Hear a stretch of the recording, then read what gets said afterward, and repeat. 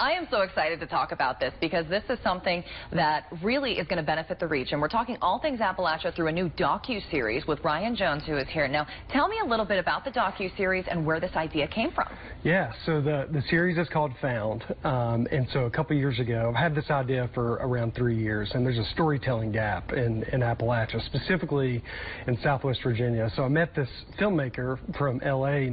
His name is David Thompson, and then he moved to Bristol, Virginia a few years ago.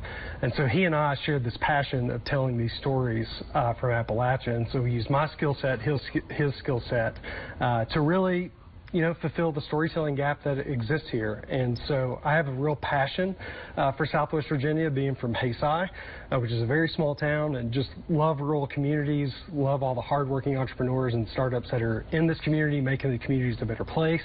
And we just wanted to be able to tell those stories for the world so other people can find this region and come to it and experience it themselves. And we do have some video of the trailer. Let's roll it because this looks phenomenal. Yeah. Your first episode is already out. You sat down with Chef T. I was actually there, You were in the episode. I have a little cameo in the episode. Yeah. It was a great little dining in the dark. Now, you got to spend 48 hours with Chef T, who, of course, a Southwest Virginia icon as well. Yes, yeah. So she was a Hell's Kitchen runner-up several years ago. I think it was on season 2. But she is just a really dynamic entrepreneur that has a great business in downtown Bristol called Union 41.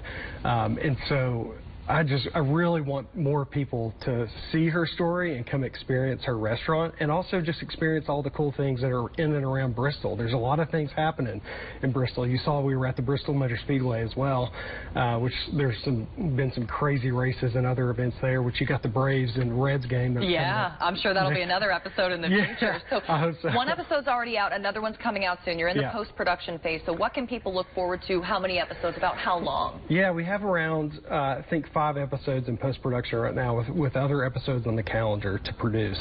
And so our episodes are around 25 to 40 minutes depending on what we're doing. So the vibes of the episodes are kind of me as the host immersing myself into the community and in with the business and spending like 48 hours or 72 hours with that business and experiencing the community. We've done some production with a farmer. We've done some production with some tourism directors, just kind of doing some adventure and other experiences, and it's just been an absolute blast. And one part for me is like the connections you make along the way.